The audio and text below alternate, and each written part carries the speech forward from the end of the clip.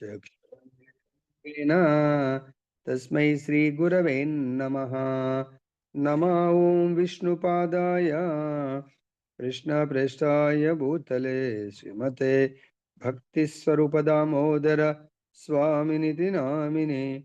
नमो ॐ विष्णुपादाय कृष्णप्रेष्ठाय भूतले श्रीमते भक्तिवेदान्त स्वामिनिति नामिने। नमस्ते सरस्वती देवीं गौरवाणी प्रचारिणे निर्विशेष शून्यवादी पाश्चात्य देशधारिणे। जय श्री कृष्ण चैतन्य प्रभु नित्यानंद श्री अद्वैत गदाधर शिवासदि गौर भक्त वृंद। हरे कृष्णा कृष्ण कृष्ण हरे हरे, हरे राम राम राम हरे हरे। हरे कृष्णा कृष्ण कृष्ण हरे हरे, हरे राम।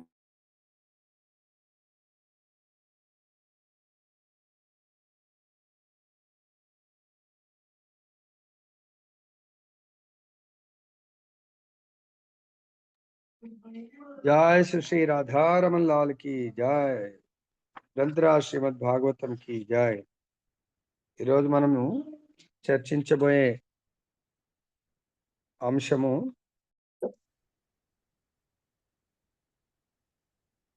భగవంతుడు ఈరోజు వివరణ ఏంటంటే స్వాంశ। భగవంతుడు అంటే ఎవరు ఫస్ట్ థింగ్ మనం తెలుసుకోవాలి। సో భగవాన్ అంటే మనకు ఆల్రెడీ ఆ శ్లోకం ఎవరికైనా వస్తుందో భగవాన్ శ్లోకం। భగవంతుడు మూడు రూపాల్లో అత్రి అనసూయ స్పెషల్గా అత్రి తపస్సు వల్ల ఆయన కోరిక మేరకు భగవంతుడు మూడు రూపాల్లో అవతరించబోతున్నాడు। భగవంతుడు అవతరించబోతున్నాడు చూడండి ఇక్కడ। సో చాలా ఆశ్చర్యం ఏంటంటే భగవంతుడు ఎప్పుడన్నా లైక్ రామావతారంలో నాలుగు రూపాలు అవతరిస్తాడు, కృష్ణావతారంలో 2 రూపాల కృష్ణ బలరాం। సో ఇక్కడ కూడా భగవంతుడు 3 రూపాల్లో అవతరించబోతున్నాడు। ఆ మూడు కూడా త్రిగుణాలకు సంబంధించినటువంటి రూపము, ఆ త్రిగుణాలకు అధిపతుల్లాగా అవతరించబోతున్నారు। ఎవరు? కృష్ణ భగవానుడి యొక్క స్వాంశ విభిన్నాంశ। అసలు భగవాన్ అంటే ఎవరిన? కొంతమంది దత్తాత్రేయుని కూడా భగవాన్ అనుకుంటా ఉంటారు।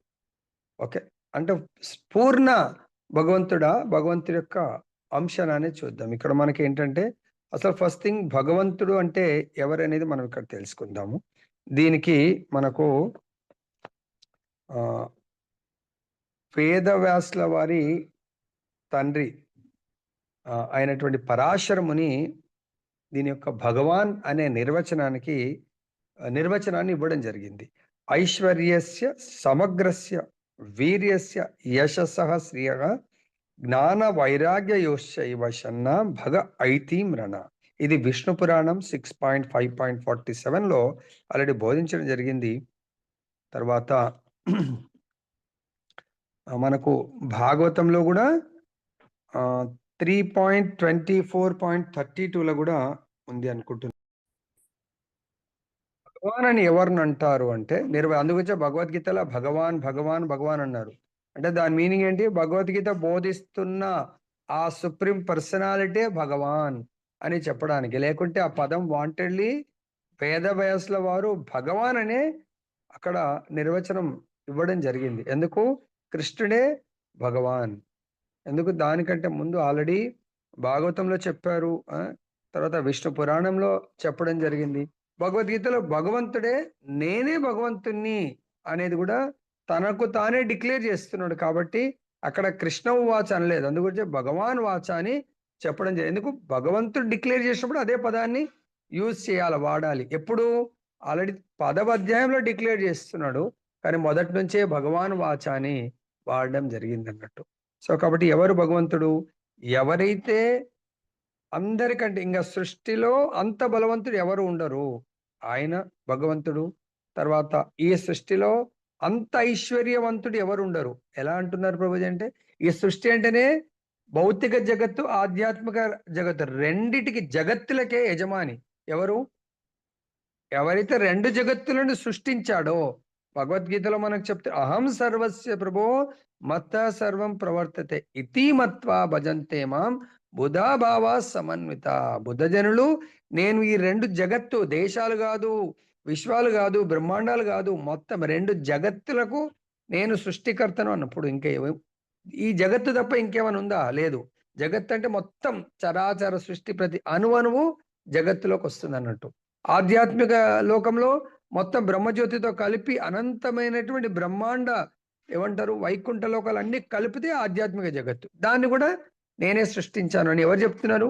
స్వయం కృష్ణుడు చెప్పాడు కాబట్టి ఆయనే భగవానుడు. అంటే అంత ఐశ్వర్యం ఉంది అన్నట్టు. సో కాబట్టి బలము, అంత సంపత్తి, తర్వాత మూడవది అందము. భగవంతుడికి ఆకర్షితులు కాని వాళ్ళు ఎవరు ఉండరు ఈ ప్రపంచంలో. ప్రతి ఒక్కరు, ఈవెన్ కృష్ణుడి పట్ల విష్ణువు కూడా ఆకర్షితులు అవుతాడంట. అంటే చూడండి, అంటే ఆయనకు కూడా ఆ భగవంతుడి యొక్క సర్వాకర్షకుడు కాబట్టి. బ్యూటీ, తర్వాత నెక్స్ట్ ఉన్నదేంటి, బలము, తర్వాత సంపత్తి, యశస్సు. యశస్సు ఎటువంటిది? భగవంతుడిది. మొత్తం ఆధ్యాత్మిక భౌతిక లోకాలన్నిటిలో కూడా భగవంతుడి యొక్క పేరు మారుమోగిపోతుంది. అది అది ఆల్ ద టైం. కొన్నిసార్లు మనం ఏదైనా ఫీల్డ్ తీసుకుంటే, సపోజ్ సచిన్ టెండూల్కర్ ఒక కొంతకాలం పాటు సచిన్ తర్వాత ఇంకొకరు వస్తారు, తర్వాత ఇంకొకరు వస్తారు. కానీ భగవంతుడిది ఎటువంటిది? All time.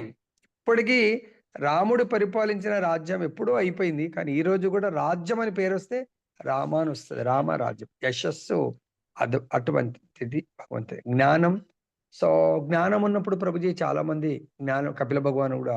కానీ జ్ఞానం ఎటువంటిదంటే, భగవంతుడు కపిల భగవానుడు ఒక పర్పస్ కొరకు వస్తాడు, సాంఖ్య జ్ఞానాన్ని ఇవ్వడానికి. కానీ కృష్ణ భగవానుడు మొత్తం చరాచర సృష్టి అంటే క్షేత్రజ్ఞం.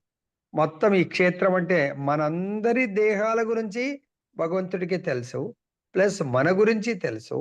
ఈ విశ్వం అనేది ఒక క్షేత్రం అన్నట్టయితే, ఈ విశ్వాన్ని భరిస్తున్నటువంటి విశ్వరూపుడి గురించి కూడా భగవంతుడికి తెలుసు. కాబట్టి అంత జ్ఞానం ఉంటుందండి. జ్ఞానం అంటే memory, all time memory full అయింది అనేది ఉండదు, ప్లస్ అది గుర్తులేదు అనేది కూడా ఉండదు. ఆల్ టైం భగవంతుడి దగ్గర పర్మనెంట్ రికార్డెడ్. ఎందుకంటే ఆయన్నే ఈ సృష్టి స్థితి లయం జరుగుతూ ఉంటుంది. ఆయన ఆధ్వర్యం, మయాధ్యక్షేణ ప్రకృతి సూయతే సచరాచరం. ఈ ప్రకృతి మొత్తం ఆయన యొక్క సైగల్లో నడుస్తూ ఉంటుంది కాబట్టి మొత్తం ఎవ్రీథింగ్ డైరెక్షన్లోనే నడుస్తూ ఉంటుంది కాబట్టి తెలుసు. జ్ఞానం. తర్వాత లాస్ట్ది ఏంటి? వైరాగ్యం. ఇన్ని ఉన్నా అసలు నాకు దేనితో కూడా సంబంధం లేదు అన్నట్టుగా భగవంతుడు ఉంటాడు. నాకు ఇదంతా ఉన్నది అనే ఎక్కడ కూడా చూయించాడు భగవంతుడు. అది నిజమైనటువంటి వైరాగ్యం. అంటే మనం కూడా మనకి ఏదైతే సంపత్తులు ఉన్నాయో దాంట్లో అన్నిటికంటే గొప్ప సంపత్తి వైరాగ్యం అనే సంపత్తి ఉందనుకోండి, మనం గ్యారంటీగా భగవద్ధామం వెళ్ళగలుగుతాం అన్నట్టు. సో కాబట్టి ఇది భగవంతుడి యొక్క నిర్వచనం. అది ఎవరికి ఉంటుంది? కృష్ణ భగవానుడికి. సో భగవంతుడి యొక్క ఈ 2 శ్లోకాల ద్వారా మనం భగవంతుడు అనేది తెలుసుకున్నాం. అంటే భగవంతుడని ఎవరిని అంటారని తెలుసుకుందాం. దానికి మరి మనకు భాగవతం 1.3.28 ద్వారా ఏతే చ కలహ పుంసః కృష్ణస్తు భగవాన్ స్వయం ఇంద్రారి వ్యాకులం లోకం మృడయంతి యుగే యుగే. సో భగవంతుడు కృష్ణస్తు భగవాన్ స్వయం, కృష్ణుడే భగవంతుడు, స్వయం కృష్ణుడే భగవంతుడు అనే విషయాన్ని ఎవరో నోటి మాటలు, గాలి మాటలు కాదు. ఇది భాగవతం రచించింది స్వయం వేదవ్యాసుల వారు. ఈ భాగవతాన్ని స్వీకరించింది ఈ యావత్ మానవాళి పండితులు, ప్రతి ఒక్కరు కూడా భాగవతాన్ని స్వీకరించారు. దాన్ని ఎవరు కూడా డినై చేయలే. మరి ప్రతి ఒక్కరు స్వీకరించారు. ఈవెన్ ఈ సృష్టిలో ఉన్న ప్రతి ఒక్కరు భాగవతాన్ని శ్రవణం కీర్తనం చేయవలసిందే. మొదటి జీవి అయినటువంటి బ్రహ్మ భాగవతాన్ని మొట్టమొదటి శ్రవణం చేశాడు. మరి కాబట్టి కృష్ణస్తు భగవాన్ స్వయం, అంటే మరి భగవంతుడు కృష్ణుడే స్వయం భగవంతుడు. మరి ఆయన ఏ విధంగా అవతారాలను, ఎన్ని రకాల అవతారాలను ఈ భౌతిక జగత్తులో తీసుకోవడం జరుగుతుంది? పురుషావతారం, లీలావతారం, గుణావతారం, మన్వంతర అవతారం, యుగావతారం, శక్తావేశ అవతారం. పురుషావతారం అంటే మనకు తెలుసు, భగవంతుడు ముగ్గురు పురుషుల్లాగా అవతరిస్తారు. మొదటి పురుషావతారం మహావిష్ణువు లేదా కారణోదక్షాయ విష్ణువు. రెండవ పురుషావతారం గర్భోదక్షాయ విష్ణువు. మూడవ పురుషావతారం క్షీరోదక్షాయ విష్ణువు. ఈ మూడు పురుషావతారాలు. తర్వాత నెక్స్ట్ గుణావతారం అనుకుంటే దాంట్లోంచి భగవంతుడు క్షీరోదక్షాయ విష్ణువు నుంచి సత్వగుణ అవతారం అంటే విష్ణువు, రజోగుణ అవతారం బ్రహ్మ, తమోగుణ అవతారం శివ. ఇది గుణావతారం. ఇంకా లీలావతారం అంటే భగవంతుడు ఎన్నో లీలలు చేయడానికి ఆ దేశ కాల పరిస్థితులకు భక్తులు కోరుకున్న విధంగా ధర్మాన్ని స్థాపింపజేయడానికి కొరకు లీలావతారాలు చేస్తాడు. మన్వంతరావతారం, ప్రతి మన్వంతరంలో భగవంతుడు మనువుల్లా కూడా అవతారం తీసుకుంటూ ఉంటాడు. ప్రతి యుగంలో యుగావతారం. ఇప్పుడు కలియుగంలో యుగావతారం ఏంటి? చైతన్య మహాప్రభు అంటే రెండు రకాలు అర్థం చేసుకోండి. అవతారం, అవతారి. అవతారి నుంచి అవతారం వస్తుంది. అవతారం అనేది నుంచి అవతారి రాడు. అవతారి ఎప్పుడు కూడా స్వయం ప్రకటితం అవుతాడు భగవంతుడు. అదే మిగతా ఈ భక్తులందరిని ఉద్ధరించడానికి, ధర్మాన్ని పునరుద్ధరించడానికి కొరకు భగవంతుడు క్షీరోదక్షాయి విష్ణు నుంచి రకరకాల అవతారాలు తీసుకోవడం జరుగుతుంది. కానీ సమ్ టైమ్స్ కృష్ణుడు స్వయంగా వస్తాడు. కృష్ణుడు వచ్చినటువంటి ఆ యుగంలో అంటే ఆ యుగ సైకిల్లో చైతన్య మహాప్రభు స్వయంగా రావడం జరుగుతుంది అన్నట్టు. అదే ప్రతి బ్రహ్మాండంలో ప్రతిసారి, ప్రతి మన్వంతరంలో ప్రతిసారి రావాలని ఉండదు. అర్థమైందా? సో ఆ విధంగా శక్తావేశ అవతారాల్లో మనము తెలుసుకోవచ్చు. నారదుడు, వేదవ్యాసుడు, ఈ విధంగా అంటే జనులలో భగవంతుడి యొక్క తత్వాన్ని, భగవంతుడి యొక్క ప్రేమని ప్రసాదించడానికి శక్తావేశ అవతారము తీసుకోవడం జరుగుతుంది. ఇప్పుడు నేను అనుకుంటున్నాను భగవంతుడు ఎవరు, భగవంతుడి యొక్క విభూతులేంటి అర్థమైంది అనుకుంటున్నాను. భగవద్ అవతారాల గురించి అర్థమైంది అనుకుంటున్నాను. తర్వాత ఈరోజు ఏంటి మన చర్చ సబ్జెక్ట్, మన టైటిల్ ఏంటి ఈరోజుది? భగవంతుడి యొక్క స్వాంశ విభిన్న అంశముల గురించి. స్వాంశ అంటే భగవంతుడు తన యొక్క అంటే భగవంతుడికి ఆ స్వాంశకు తేడా ఉండదు. కొన్ని కళల్లో తేడా ఉంటుంది. విభిన్న అంశం అంటే జీవతత్వం అన్నట్టు. అంటే మనకి ఎట్లయితే 15.7లో చెప్పారు, మమైవాంశో జీవలోకే జీవభూత సనాతన. జీవులందరూ కూడా భగవంతుడి యొక్క విభిన్న అంశములు. రెండు రకాలు, స్వ అంశములు, విభిన్న అంశములు. విభిన్న అంశములు, స్వాంశములకు ఈ శ్లోకంలో ముందు భగవంతుడు చాలా క్లారిటీ ఇస్తున్నాడు అన్నట్టు. ఎవరిని విభిన్న అంశములు అంటారు, ఎవరిని స్వాంశములు అంటారు అనేది మనము చూద్దామని. తాత్పర్యము భాష్యం శ్రీల ప్రభుపాదులు రచించారు. అత్రిముని భార్యగు అనసూయ, సోముడు, దత్తాత్రేయుడు, దుర్వాసుడు అంటే బ్రహ్మ, విష్ణు, మహేశ్వరుల పాక్షిక ప్రాతినిధ్యము అను యశస్సులకు ముగ్గురు పుత్రులకు జన్మనొసగను. సోముడు బ్రహ్మదేవుని పాక్షిక ప్రాతినిధ్యము, దత్తాత్రేయుడు విష్ణు భగవానుని పాక్షిక ప్రాతినిధ్యము, దుర్వాసుడు శివుని పాక్షిక ప్రాతినిధ్యము అని చాలా క్లియర్గా మనకు చెప్తున్నారు. ఓకే. సో కానీ మనము తెలియకుండా ఈ యొక్క జ్ఞానము యాజ్ ఇట్ ఈజ్గా మనకు లేకపోవడం వల్ల మనం వాళ్ళనే పూర్ణమని చాలాసార్లు మనం అనుకుంటున్నాం, పూర్ణ పురుషోత్తముడు లాగా. అంటే మనం అన్ని రోజులు అటాచ్ అయినాం కదా, ఒకేసారి అరే ప్రభుజీ ఇలా ఎక్కువ తక్కువ తారతమ్యము అని చూపించవచ్చు. దయచేసి అలా భావించకండి.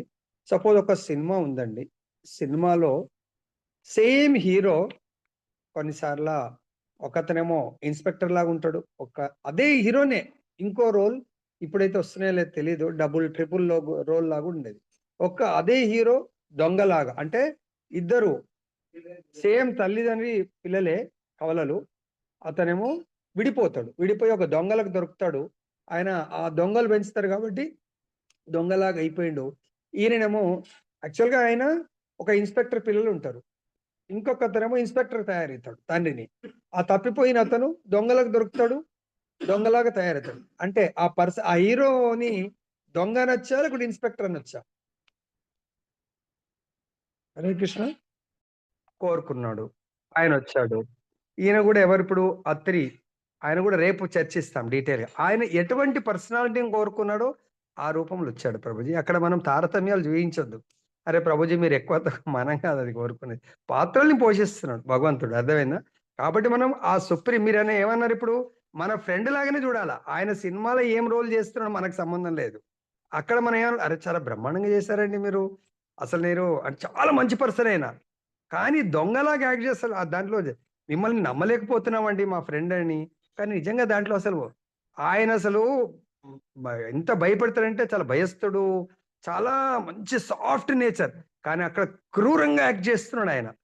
అసలు మీరే అని నమ్మలేకపోతున్నామండి. మీరు ఎలా యాక్ట్ చేశారో అని మనం ఒక్కోసారి మనం అలా అనడం జరుగుతుంది. అలానే భగవంతుడు ఆ పాత్రల్ని పోషిస్తాడు ప్రభుజీ. కానీ మనం ఫైట్ చేసుకుంటా ఉంటాం. ఏంటి ప్రభుజీ మీరు ఆయన గొప్ప, ఈయన గొప్ప అది కాదండి.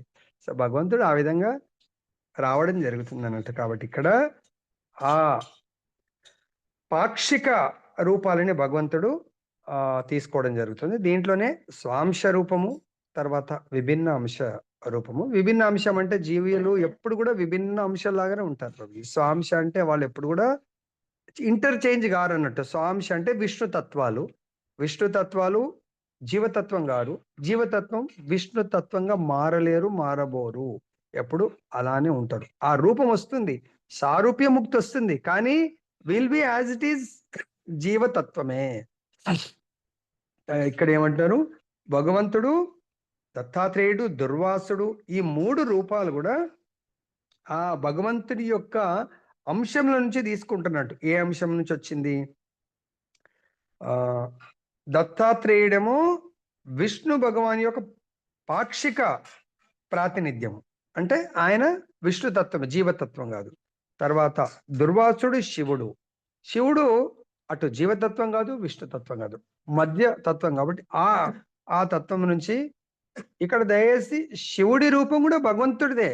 అక్కడ భగవంతుడు ఆ క్యారెక్టర్ పోషించడానికి కొరకు అన్ని క్వాలిటీస్, అన్ని గుణాలతో భగవంతుడు ఈ శివతత్వాన్ని తీసుకుంటాడు అన్నట్టు. ఆ శివతత్వం నుంచి వచ్చింది దుర్వాసుడు.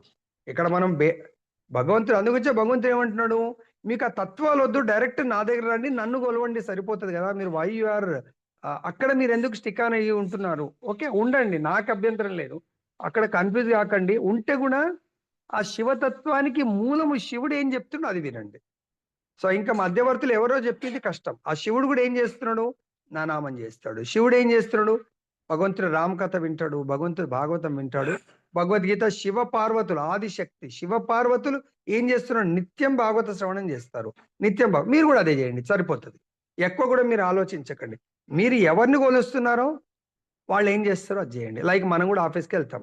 మన బాస్ రొటీన్ మనకు వర్క్ ఉంటుంది. బాస్ ఆ రోజు అర్జెంటుగా వేరే ఏదో వర్క్ చెప్తాడు. లేదు సార్ నేను ఇది చేయలేను, నాకు ఇది అనుకోకుండా ఆయనకు పైనుంచి ఏదో ఆదేశం వస్తుంది, ఇది చేయండి. మన డ్యూటీ ఆ రోజు ఆ బాస్ చెప్పింది, మన రొటీన్ వర్క్ ఉన్నా అది కంప్లీట్. అట్లనే మనకు మన బాస్ సపోజ్ మనము శివ స్ట్రాంగ్ ఫాలోయర్ అంటే what Shiva is doing we have to do, what Shiva is explaining we have to obedient to him. అంటే మనం నిజంగా దాన్ని ఏమంటారు, వినయ విధేయతలు కలిగినటువంటి ఫాలోవర్ అన్నప్పుడు ఆయన ఏం చెప్తే అది వినాల. సో ఇక్కడ కూడా మనకు దుర్వాసుడు ఎవరో కాదు, శివుడి యొక్క పాక్షిక ప్రాతినిధ్యం అంటున్నారు భాష్యం. ఈ శ్లోకం నందు మనకు ఆత్మశే ఆత్మశ బ్రహ్మ సంభవాన్ అనే పదాన్ని ఇక్కడ ప్రయోగించడం ఈ శ్లోకంలో స్పెషల్ గా ప్రయోగించడం జరిగింది. అంటే ఇక్కడ చాలాసార్లు మనం ఆత్మ అంటే విభిన్నాంశం జీవతత్వం అనుకుంటాం. కానీ ఇక్కడ ఆత్మ అంటే కొన్నిసార్లు మనకు ఆల్రెడీ భగవద్గీతలో కూడా వచ్చింది. మన ఈవెన్ మనస్సును కూడా కొన్నిసార్లు ఆత్మతో పోలుస్తారు, కొన్నిసార్లు హృదయాన్ని కూడా ఆత్మ అంటా ఉంటారు. ఆ వివిధ కాంటెక్స్ట్ లో ఇక్కడ ఆత్మ అంటే ఎందుకు ఆత్మ పరమాత్మ యొక్క అంశము కాబట్టి ఆత్మని కొన్నిసార్లు పరమాత్ముడు లేదా విష్ణువు అని కూడా అంటారు. అదే విధంగా ఈశ ఈశ అంటే కంట్రోలర్, అంటే ఇక్కడ శివుడితో పోలుస్తున్నారు ఈ శ్లోకంలో ఈశ అంటే. అదే విధంగా బ్రహ్మ అంటే చతుర్ముఖ బ్రహ్మ, మన బ్రహ్మాండంలో గురించి మాట్లాడుతున్నాం కాబట్టి ఇదే భాగవతం సపోజ్ దశముఖ బ్రహ్మాండంలో చర్చ జరుగుతుంది అనుకోండి, అక్కడ వాళ్ళు ఏ కాంటెక్స్ట్ మాట్లాడతారు, ఇదే శ్లోకం భాగవతం అక్కడ ఉంటే దశముఖ బ్రహ్మ అంటారు. మనకి ఇక్కడ బ్రహ్మ అంటే చతుర్ముఖ బ్రహ్మ, మనకు మొదటి జీవి బ్రహ్మ మన బ్రహ్మాండానికి. తర్వాత వీళ్ళు ముగ్గురు యొక్క పార్షిక ప్రాతినిధ్యం అనసూయకు జన్మిస్తారు కాబట్టి అనసూయకు జన్మించినటువంటి దత్తాత్రేయుడు, దుర్వాసుడు బ్రహ్మ యొక్క ప్రాతినిధ్యాన్ని వహిస్తున్నటువంటి సోముడు, ఆ బ్రహ్మ ప్రాతినిధ్యం వహిస్తున్నటువంటి ఆ అవతారాన్ని సోముడు అని చెప్పేసి అంటారు. ఈ ముగ్గురు కూడా అత్రి అనసూయ యొక్క తనయులు. వీళ్ళు దేనికి ప్రాతినిధ్యం వహిస్తున్నారు? త్రిగుణ అవతారాలు. ఆల్రెడీ మనం గుణావతారం అన్నాం. ఒరిజినల్ గుణావతారాలు ఎవరు? బ్రహ్మ, శివ, విష్ణువు. వాళ్ళ యొక్క పాక్షిక అవతారాలు వీళ్ళు. గుణావతారంలో పాక్షిక ప్రాతినిధ్యం వహిస్తారు, రిప్రజెంటేటివ్స్ అన్నట్టు. సమ్ టైమ్స్ ఏదన్నా ఫారిన్ కంట్రీస్ తో ఆల్రెడీ ఇద్దరు ప్రైమ్ మినిస్టర్స్ మాట్లాడతారు. మాట్లాడిన తర్వాత కొన్నిసార్లు సంతకాల కొరకు ఆయన వాళ్ళ రిప్రజెంటేటివ్ని పంపించవచ్చు. సో మన ప్రైమ్ మినిస్టర్ ఈయన రిప్రజెంటేటివ్ని పంపిస్తాడు. సంతకాలు వీళ్ళిద్దరు కలిపి దాని మీద ఎంఓయు, మెమరాండమ్ ఆఫ్ ఏంటి ప్రభు, అండర్టేకింగ్ ప్రభు ఎంఓయు అంటే ఎంఓయు అండర్స్టాండింగ్ వాట్ ఎవర్, అది సిగ్నేచర్ చేసుకుంటారు. ఎవరు? సమ్ టైమ్స్ ప్రైమ్ మినిస్టర్ చేయాల్సిన అవసరం లేదు, వాళ్ళ రిప్రజెంటేటివ్స్ అయితే ఈ కంట్రీకన్నా వస్తారు, లేకుంటే అక్కడనే వెళ్ళి ఎంఓయు చేసుకుంటారు. అంటే ఎంఓయు వాళ్ళు representative okay what ever, but main person చేయాల్సిన అవసరం లేదు, అంతే కదా ప్రభు. వాళ్ళు టాక్స్ డిస్కస్ చేస్తారు, వీళ్ళని పంపిస్తారు యాజ్ ఎ రిప్రజెంటేటివ్. వాళ్ళు చేసిందంటే ప్రైమ్ మినిస్టర్ లేకుంటే ప్రెసిడెంట్ తరఫు నుంచి చేస్తే ప్రెసిడెంట్ చేసినంత విలువ దానికి ఉంటుంది అన్నట్టు. అర్థమైందా? కాబట్టి ఇక్కడ కూడా వాళ్ళు ప్రాతినిధ్యాన్ని, ఆ ముగ్గురు కూడా ఈ గుణావతారాలకు ప్రాతినిధ్యాన్ని వహిస్తున్నారు. సో కాబట్టి ఇక్కడ ఇంకేమంటారంటే పరమాత్ముడు అంటే విష్ణువు దేవతల కోవకు గాని జీవుల కోవకు గాని రాడు. ఎందుకంటే విష్ణువు స్వాంశం కాబట్టి దేవతలు జీవులు ఎవరు? విభిన్న అంశములు, భగవంతుడి యొక్క చాలా మైన్యూట్ పార్టికల్ అన్నట్టు. అంటే స్వాంశ అంటేనేమో దాదాపుగా భగవంతుడే, దాంట్లో ఎటువంటి తేడా ఉండదు. ఒక 4 లక్షణాల్లో తేడా ఉంటుంది తప్ప 90% కూడా మనము నెక్స్ట్ పేరాలో చర్చిద్దాము. విష్ణువుకు కృష్ణుడికి పెద్ద తేడా ఉండదు. కాబట్టి కానీ అదే జీవతత్వానికి, జీవులు అంటే మైన్యూట్ పార్టికల్, లైక్ ఎట్లయితే సముద్రం ఉంది, సముద్రంలో ఒక చిన్న పార్టికల్ ఉంది, చిన్న డ్రాప్. ఆ డ్రాప్ని తీసుకొని ఇదే సముద్రం అంటే నడుస్తుందా? చిన్న డ్రాప్ ఒక తీసుకొని ఒక ప్లేట్ లో వేసారే సముద్రం చూసారా, సముద్రం ఎంత పెద్దగా ఉంది అంటే ఇట్ ఈస్ నాట్ ఓషన్. అదేంటి? సముద్రంలో ఒక బిందువు. మరి ఎలా ప్రభుజీ దీన్ని సముద్రము యొక్క బిందువు అంటున్నారు అంటే మీరు ఒక్కసారి దాన్ని టేస్ట్ చూస్తే సముద్రం, అంత పెద్ద సముద్రం యొక్క క్వాలిటీ సాల్టీ ఎట్లా ఉందో ఇది కూడా అలానే ఉంటుంది. ఇంకా టెస్ట్ చేస్తే సముద్ర వాటర్ లో ఇంకా మైన్యూట్ లెవెల్ టెస్ట్ చేస్తే ఇంకా మిగతా దాన్ని ఏమంటారు ఎలిమెంట్స్ అవి ఇవి ఏముంటాయి మూలకాలు దాంట్లో ఈ ఒక్క డ్రాప్ లో కూడా సేమ్ ఉంటాయి అన్నట్టు. కాంబినేషన్ ఆఫ్ మిక్చర్స్ ఏమైతే ఉంటాయో దీంట్లో కూడా ఉంటాయి. కాబట్టి క్వాలిటీ రూపంలో ఆ సముద్రం యొక్క నీటి బిందువు సముద్రము సేమ్, క్వాంటిటీలో తేడా. అలానే విభిన్న అంశం అంటే మనము జీవులము, స్వాంశ అంటే భగవంతుడు పూర్ణ పురుషోత్తముడు. సో కాబట్టి మనం క్వాలిటీ లెవెల్లో చూస్తే మనము సచ్చిదానంద రూపము, భగవంతుడు సచ్చిదానంద రూపము. పరిమాణం చూస్తే భగవంతుడు సముద్రుడు, మనము సముద్రంలో ఒక బిందువు. కాబట్టి బిందువు ఎప్పుడు సముద్రం కాదు, అర్థమైందా? కాబట్టి కానీ సముద్రంలోంచి ఎప్పుడైనా బిందువుని తీయచ్చు. అలాగే భగవంతుడు వివిధ రకాలైనటువంటి అవతారాలను తీసుకోవడం జరుగుతుంది. ఇంకేమన్నారు ఇక్కడ? కోవకు చెందినవాడు కాడు కాబట్టి ఆ భగవంతుడు విభిన్నాంశ భూతానం అని వర్ణింపబడినాడు. సో మన అందరం కూడా భూతానం అంటే జీవులు.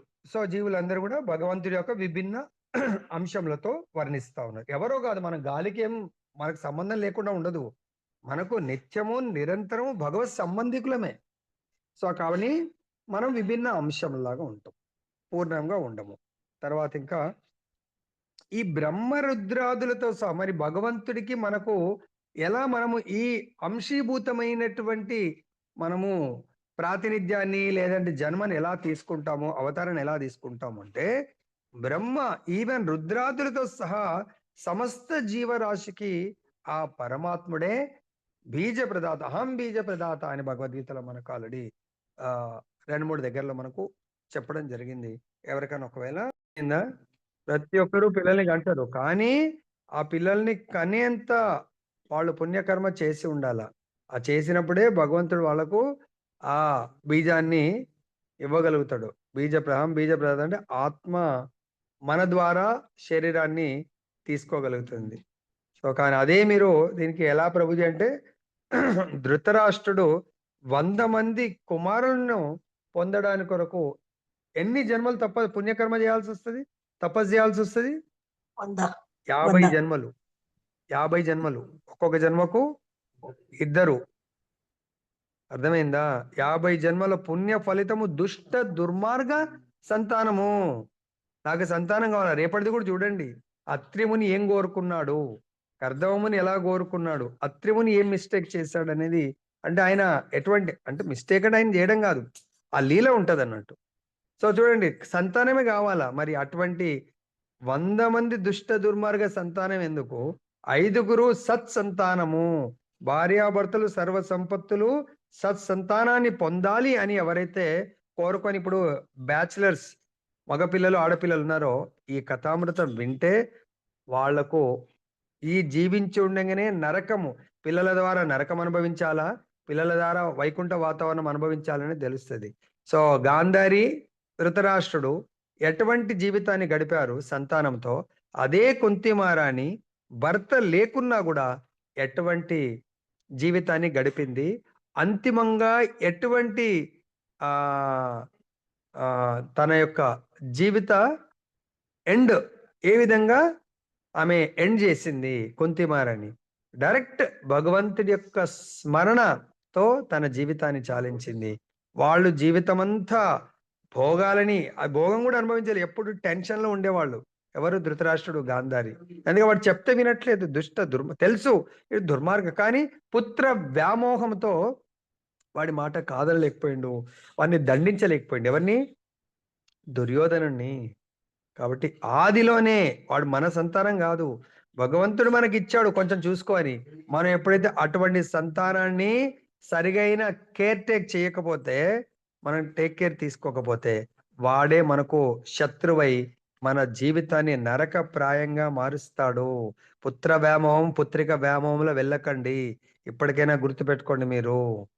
సో ప్రభు మేము ఆల్రెడీ పెంచేసినాం, ఏమీ పర్వాలేదు, పెంచితే వాళ్ళకి చెప్పండి, సుధరాయిస్తే ఓకే, లేకుంటే ప్రేమతోనే నాన్న నా మార్గంలో మాత్రం బాధ కలిగించకు, నేను నీ మార్గం మంచిగా ఉండాలని కోరుకుంటాను, లేదు నాన్న నేను దీన్ని లైక్ చేస్తున్నా అంటే it is up to you. ఎవరి జీవితం వాళ్ళకు బ్రతకడానికి భగవంతుడు స్వతంత్రం ఇచ్చాడు, మనం ఏం వాళ్ళని ఆప్ చేయలేము. అట్లా అని చెప్పేసి బోధన చేయొద్దని కాదు, చెప్పాలా, సాఫ్ట్గానే, చాలా హార్ష్గా చెప్పలేము మనము, ప్రయత్నం చేయాలా, at the same time request చేయాలా, నాన్న నా యొక్క సహజమైనటువంటి ప్రేమైక జీవితాన్ని మాత్రం దయచేసి అడ్డుకోకు నువ్వు, ఎవరైనా కూడా. ఓకే. సో కాబట్టి ఇక్కడ మనకి ఏమంటున్నాడు, ఇక్కడ ఈ త్రిమూర్తులు అంటే వీళ్ళు భగవంతుడి యొక్క పార్షల్, అంటే ఈ ముగ్గురికి కూడా స్పెషల్ గా దత్తాత్రేయుడైతే దత్తాత్రేయుడి పేరు తీసుకోవాలి చూడండి. బ్రహ్మ రుద్రాదులతో సహా సమస్త జీవరాశికి పరమాత్ముడే బీజ ప్రదాత. అంటే దాదాపు విభిన్న అంశం లాగా దత్తాత్రేయుడు స్వాంశ కాబట్టి సాంశకంగా బీజ ప్రదాత అనేది ఏముంటది, ఉండదు. కాబట్టి అక్కడ ఆయన పేరు తీసుకోలేదు. ఆత్మాను పదమునకు ఇక్కడ వేరొక పదం ఏ విధంగా గ్రహించవచ్చు అంటే, అంశ అనేది పదం ఇచ్చడం ఉపయోగించడం కారణంన ప్రతి ఆత్మయందలి ముఖ్య తత్వము పరమాత్ముడే అంటే సర్వాత్ముడు దత్తాత్రేయునిగా ప్రకటమయ్యానని పలకవచ్చు. దత్తాత్రేయుడేమో పరమాత్ముడే ప్రకటమయ్యాడు, వీళ్ళకేమో విభిన్నాంశ రూపంలో బీజ ప్రదానం చేయడం జరిగింది. ఈ విషయాన్ని భగవంతుడు మనకు భగవద్గీతలో కూడా బోధించడం జరిగింది. దత్తాత్రేయుని కూడా ఆ అంశాలలో ఒకనిగా మనం ఎందుకు భావించరాదు? మరి బ్రహ్మ రుద్రాదులు ఇచ్చిన అంశాలుగా వర్ణించబడి అటువంటప్పుడు వారిని కూడా సాధారణ జీవులుగా ఇప్పుడు అంశాలు ఉన్నప్పుడు మనం కూడా అంశలమే. మరి మనము అంశాలకు బ్రహ్మ రుద్రాదుల అంశాలకు తేడా ఏంటి అనేది ఇక్కడ ప్రశ్న మనకు వేస్తున్నారు. దాంట్లో విష్ణుతత్వములు, జీవతత్వములు దేవదేవుని యొక్క అంశలే అయినను చూడండి. విష్ణుతత్వములు కూడా భగవంతుడి అంశలే, జీవతత్వములు కూడా భగవంతుడి అంశలే. ఎవ్వరు కూడా ఈవెన్ విష్ణుతత్వములు ఆ అంశాలైనా భగవంతుడి యొక్క జీవులు విభిన్న అంశములైనా కూడా భగవానునితో సమానులు కారు అని చెప్పేసి భాగవతం చెప్తుంది. కానీ ఆ అంశాలలో మాత్రము డి అంటే డివిజన్స్ ఉన్నాయి. వివిధ తరగతులున్నాయి. దేవదేవుని అంశాల్లో కొన్ని ఇందాక చెప్పినట్టుగా స్వాంశలు, మరికొన్ని విభిన్న అంశాలు. ఇవి ఎక్కడ చెప్పడం జరిగింది? వరాహ పురాణం నందు ఆల్రెడీ దీని యొక్క చాలా డీటెయిల్‌గా ఉంది. ఎవరైనా ఇంట్రెస్ట్ ఉంటే వరాహ పురాణం చదవచ్చు. విభిన్న అంశంలే జీవులు అంటే మనందరము. స్వాంశంలే విష్ణు తత్వములు అంటే విష్ణువు యొక్క అవతారములు అని పిలవచ్చు మనం. తర్వాత జీవతత్వములందు కూడా కొన్ని మళ్ళీ తరగతులున్నాయి. ఈ విషయము విష్ణు పురాణం నందు వివరించడం జరిగింది. భగవానుని వ్యక్తిగత అంశాలు మాయచే అంటే బాహ్య శక్తి ఆచ్ఛాదితులయ్యేడి అవకాశం కలదని దాని యందు స్పష్టంగా తెలుపబడింది. భగవత్ సృష్టి యందు ఏ ప్రాంతమునకైనను ప్రయాణించగల ఆ వ్యక్తిగత అంశాలు సర్వగతులని పిలువబడుదురు. వారు భవక్లేశములను అనుభవింతురు. తాము చేసేటి కర్మలు మరియు తమపై గల త్రిగుణ ప్రభావం బట్టి అదే నిష్పత్తిలో వారు అజ్ఞాన ఆవరణ నుండి బయటపడి ఉందురు. ఉదాహరణకు సత్వగుణ స్థితిలకు జీవుల క్లేశములు తమోగుణ స్థిత జీవుల క్లేశముల కన్నా తక్కువగా ఉండును. ఏది ఏమైనా కూడా విశుద్ధ కృష్ణ భక్తి భావన మాత్రం సమస్త జీవుల జన్మ హక్కు అయి ఉన్నది. ఏలైనా ప్రతి జీవుడు శ్రీకృష్ణ భగవాని అంశయ్య ఉన్నాడు. భగవానుని చైతన్యం కూడా అంశ ఎందు కలదు. ఆ చైతన్యం ఎంతగా భౌతిక మలినము నుండి విడివడినో అంత భిన్నముగా జీవులు నెలకొనగలరు. వేదాంత సూత్రములందు జీవులు వివిధ తేజోశక్తి కలిగిన దీపములతో పోల్చబడిరి. సో ఇక్కడ మనం ఇక్కడ వరకు ఏంటంటే భగవంతుడు మనకు చెప్తుంది మనందరం కూడా విభిన్న అంశములు మన గుణ కర్మల నుండి మనకి ఈ విభిన్న అంశములకు మనకు జన్మ ఎలా వస్తుంది? కారణం గుణ సంగస్య సత్ అసత్ యోని జన్మసు. మన యొక్క జన్మకు కారణము మన యొక్క కర్మలు. ఆ కర్మలకు కారణము మన గుణము. కారణం గుణ సంగస్య. సో మనము కర్మ ఫలాలను అనుభవించడానికి కొరకు ఈ ప్రారబ్ధ కర్మతో కూడుకున్నటువంటి జన్మను తీసుకుంటాం. మరి కర్మలకు కారణము గుణాలు. మనం లాస్ట్ లైఫ్ లో తమో గుణంలో ఒకవేళ కర్మలు చేస్తే కర్మ ఫలాలు తమో గుణ కర్మ ఫలాలను అనుభవించడానికి ఈ దేహము ఎక్కువ పర్సంటేజ్ తమో గుణంతో కూడుకుంటుంది. తమో గుణం యొక్క లక్షణాలు ఏంటి? ముఖ్యంగా తమో గుణం యొక్క లక్షణాలు ఏంటి? Okay, whatever. సో ఈ విధంగా భగవంతుడు ఆ త్రిగుణాల యొక్క ఆ త్రిగుణాలని త్రిగుణాలకు ప్రాతినిధ్యం అంటే యజమానుల్లాగా భగవంతుడు అవతారం తీసుకోవడానికి ఇక్కడ కారణం అన్నట్టు. అంటే సత్వగుణానికి ప్రాతినిధ్యము దత్తాత్రేయుడు, తర్వాత రజోగుణానికి బ్రహ్మ కాబట్టి బ్రహ్మ యొక్క అంశ సోముడు, తర్వాత తమో గుణానికి అధికారి శివుడు కాబట్టి ఆ శివుడి యొక్క అంశగా దుర్వాసముని అవతారం తీసుకోవడం జరుగుతుంది, పాక్షిక అవతారం. తర్వాత దీన్ని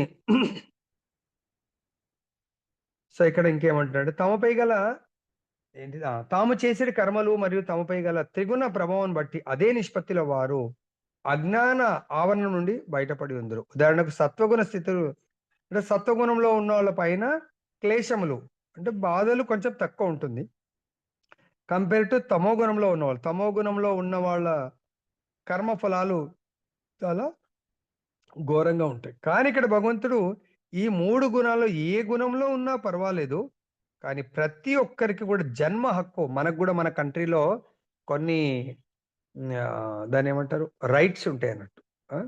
సో వాక్ స్వాతంత్రం మనం మాట్లాడడానికి, తర్వాత మనం మనంత మనగా జీవించడానికి కొరకు మనకు అంటే ఇతరులను ఇబ్బంది కలిగించనటువంటి జీవితాన్ని మనం గడపొచ్చు. మాట్లాడడం గాని, మనం రోడ్ మీద నడుచుకుంటూ వెళ్ళడానికి గాని, అలా ఎన్నో రకాలుగా.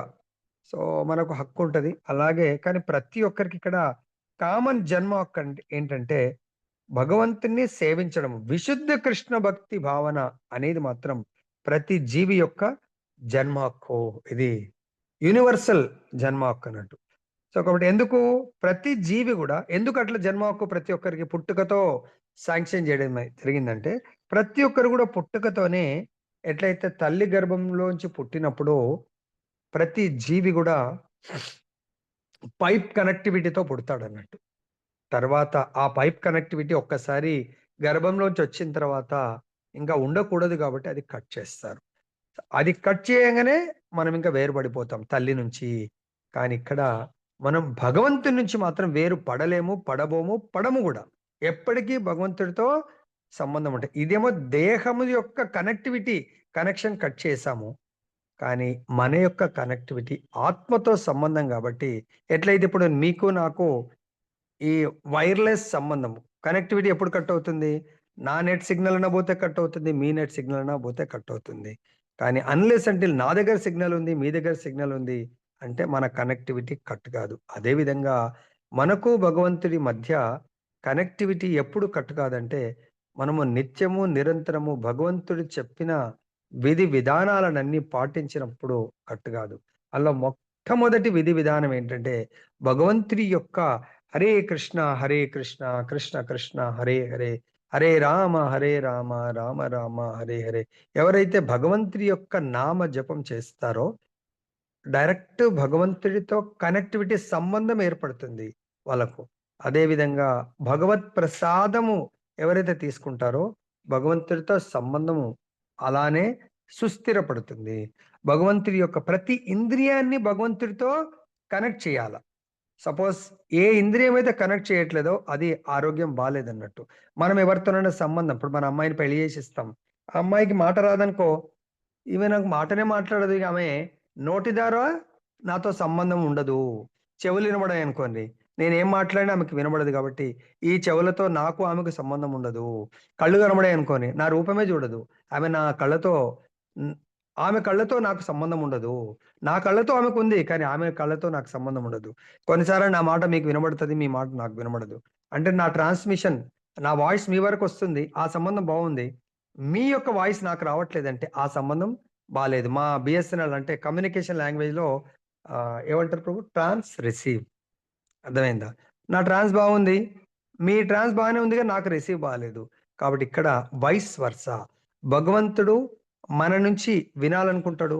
మనం భగవంతుడి గురించి కూడా వినాలనుకోవాలా. మరి మనం ఇక్కడ మన ఇంట్లో కథ అమృతాన్ని వినాలి అన్నప్పుడు భగవంతుడు ఆ కథా అమృతం ఎవరైతే వినాలనుకుంటున్నారో వాళ్ళ పక్కకే కూర్చొని వినాలనుకుంటాడంట. భగవంతుడి గురించి ఎవరైతే కథామృతాన్ని బోధిస్తున్నారో, కీర్తన చేస్తున్నారో భగవంతుడు ఆ కథామృతం, కీర్తన వినడానికి గూడా వాళ్ళ పక్కన కూర్చుంటా ఉంటాడు. అంటే భగవంతుడు గూడా శ్రవణం ద్వారా అంటే చెవుల ద్వారా కనెక్టివిటీ. భగవంతుని ఎవరైతే చూడడానికి కొరకు దర్శనానికొస్తారో, దర్శనం ఇలా చూస్తారో, భగవంతుడు గూడా వాళ్ళని ఆహా! నన్ను ఎవరు చూస్తున్నారు? మేబీ మీరు మొబైల్‌లోనే అనుకోవచ్చు దర్శనార్థి. చాలా మంది ఎళ్ళిపోతా ఉంటారు. మీరు భగవంతుడి దర్శనం మొబైల్‌లో చూస్తున్నా గూడా, భగవంతుడు గూడా సేమ్ అదే దివ్యమంగళ భగవంతుడి దివ్య చక్షువులతో మనను గూడా మనను గూడా చూస్తా ఉంటాడంట. మనం అప్పుడప్పుడు మన పిల్లలు బయట ఉంటే, మనకు దూరంగా ఉంటే, వీడియో కాల్ జేసి చూస్తా ఉంటాం. దాని మీనింగ్ మనమే వాళ్ళని జూస్తున్నామా? వాళ్ళు గూడా మనల్ని జూస్తున్నారా? Vice versa. మనం జూస్తున్నాం, వాళ్ళు గూడా చూడాలనుకుంటారు. అమ్మ మీరు వీడియో ఆన్ జేయండి నాకు కనబడతలేరంటారు. కాబట్టి వాళ్ళని మనం జూస్తాం, మనల్ని భగవంతుడు జూస్తాడు. ఆ విధంగా మన ప్రతి ఇంద్రియంతో భగవంతుడిని ఇక్కడేమన్నారు? సహజంగా జన్మ హక్కు. ప్రతి ఇంద్రియం యొక్క జన్మ హక్కు భగవంతుని సేవించడము. ఒకవేళ అది సేవించకపోతే అది తన జన్మ హక్కుని ఉపయోగించుకోవడము లేదు. ఆ ఫెసిలిటీని. నెక్స్ట్. ఆ చైతన్యం ఎంతగా భౌతిక మలినం నుండి విడివడినో అంత భిన్నంగా జీవులు నెలకొనగలరు. ఇది జన్మ హక్కులో ఎట్లంటే, మనము భౌతిక చైతన్యములో ఉంటే మన జన్మ హక్కుని వినియోగించము. మనము ఆధ్యాత్మిక చైతన్యంలో ఉంటే అంటే భగవంతుడికి మన ప్రతి ఇంద్రియంతో కనెక్టెడ్ అయి ఉంటే మనము దేంట్లో ఉన్నట్టు మన జన్మ హక్కుని సంపూర్ణంగా అంత పర్సెంటేజ్‌గా ఉపయోగించుకుంటున్నట్టు. ఇప్పుడు ప్రభుత్వం గూడా చాలా స్కీమ్స్ పెడుతుంది. సో, అందరూ ఉపయోగించుకుంటారా? కొందరు తెలియక ఉపయోగించుకోరు. కొందరు ఏం చేస్తాంలే మనకొస్తదా అని జెప్పేసి ఆ విధంగా ఉపయోగించుకోరు. కానీ శాస్త్రం చెప్తుందంటే ఇది మాత్రం తప్పకుండా ఉపయోగించుకోండి. దీనివల్ల మనము నెక్స్ట్ జన్మని మనం అవాయిడ్ జేయొచ్చు. నెక్స్ట్ ఇటువంటి దుర్భరమైన జీవితాన్ని మనం అవాయిడ్ చేయొచ్చు.